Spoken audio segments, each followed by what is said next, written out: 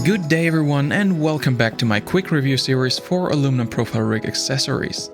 Today we're taking a closer look at the SimLab pedal slider baseplate. Quick disclaimer up front, I purchased this product myself, received no compensation for this video, and all thoughts and opinions are of course my own. An often overlooked, but in my opinion extremely handy feature in sim rigs is quick adjustability of the pedal position. Whether you put other people in your sim rig, you have a number of wheels that'll sit at varying distances from the wheelbase, or you just like to adjust your seat height and incline every now and then, quick adjustments of the pedal position will just make your life with a rig a lot easier. Ideally, to find the right seating position, you adjust your seat to get a comfortable distance to the steering wheel, then adjust your pedals to be at a comfortable distance to your seat. And having a slider under your pedals will let you make that last adjustments in seconds instead of minutes. And that's where SimLab's pedal slider baseplate comes in. The baseplate is a 12mm thick powder-coated aluminum plate to mount your pedals to, which can in turn be mounted on top of a seat slider. If you're just looking to increase the stability of your existing pedal mount, you can also bolt the baseplate directly onto that without a seat slider in between, given the existing mount has a fitting hole pattern. In SimLab's shop, you can directly equip your order of the pedal slider baseplate with the seat slider and heel rest as optional extras, and that is also the configuration I'm reviewing in this video. According to SimLab, the universal type of the baseplate is compatible with Hoisingveld Pro, Sprint and Ultimate pedals, Fanatec's Club Sport V3 and CSL Elite pedals, as well as Thrustmaster's T3PA pedals. There also is a slightly different version available for HPP's 3P PRX pedals. I'm using the universal type with a set of Hoisingveld Sprint pedals. And while it certainly is compatible, the spacing of the slots in the baseplate will fit the Sprints only just, taking away the option to adjust the position of the individual pedals in the longitudinal direction. In other words, all three pedals in the Sprints will set at the same distance to you, which isn't ideal for heel and towing. You can get an acceptable solution by adjusting the incline of the pedals, but this still leads to compromises in terms of comfort. As far as I can tell, with the Hoisingveld Pro and Ultimate pedal sets, the adjustability in the longitudinal direction will also be somewhat limited, but here you should at least have about a centimeter of adjustment range to play with. Next, the slot to which the rear of the pedals are mounted doesn't extend all the way to the outside, which somewhat limits the horizontal separation between the individual pedals. Personally, I don't find this to be a big issue as the overall spacing is still wide enough for me, but some people might want the option of going a little wider.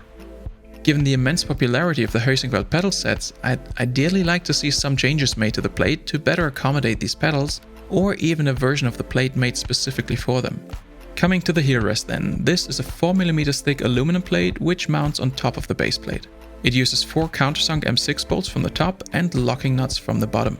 The height of the heel rest is determined by the choice of spacers between it and the base plate and is therefore adjustable. Note that for larger spaces you may need to source larger bolts from the local hardware store. The longitudinal position of the heel rest is, of course, also adjustable to accommodate various pedal dimensions and placements. That being said, the heel rest is designed for use with individual pedals mounted to the base plate, and as far as I can tell, it should be incompatible with pedal set assemblies such as the pedal sets from Fanatec and Thrustmaster. With regard to its functionality, raising your heels will give you a little more leverage over the pedals and should lead to somewhat improved ergonomics in terms of the joint angles in your feet. Personally, I think operation of the pedals feels just a tad nicer with raised heels, but it's a rather minor difference and I don't consider the heel rest to be an absolute must-have. It does look very nice though, and it's a very solid item with zero flex of play in it. With that said, let's move on to the analysis of flex. I'm testing this combo with a set of Hoisingveld Sprint pedals where the brake force is set to the maximum of 65 kg. What we see here is a minor amount of flex originating in the Sparco seat slider, with the baseplate itself arching up just a little as well. The flex isn't really noticeable to me while driving, but it shows that the addition of a seat slider to the pedal set doesn't come completely without cost to the stiffness of the assembly. It would be interesting to see how this combo fares with, for example, Hoisingveld Ultimates at their full pressure of 140 kg at the pedal face, but unfortunately I don't have a set like that. Nonetheless, I consider this a good result as the flex is haptically imperceptible to me. Overall then, the pedal slider baseplate with a seat slider gets my recommendation, at least for pedals with brake pressures of up to 70 or 80 kg at the pedal face. This also includes all current load cell pedals from Thrustmaster and Fanatec, where the maximum force at the pedal face should be somewhere in the 20 to 40 kg region. The one major weakness of the pedal slider baseplate, at least in conjunction with the Hoisingveld Sprint pedals, would be the limited adjustability of the pedal's placement on the plate. So as it stands, it isn't a perfect solution for every pedal set, but personally I find the option to move the pedal assembly with a slider much too convenient to miss out on. But what do you think of the pedal slider baseplate?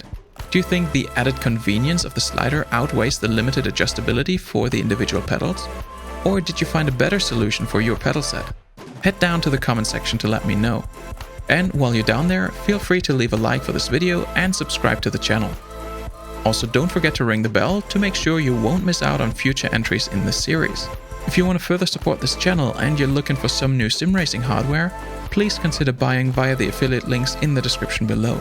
With all of that said, I hope you're having a great day, be safe, and I'll see you in the next one.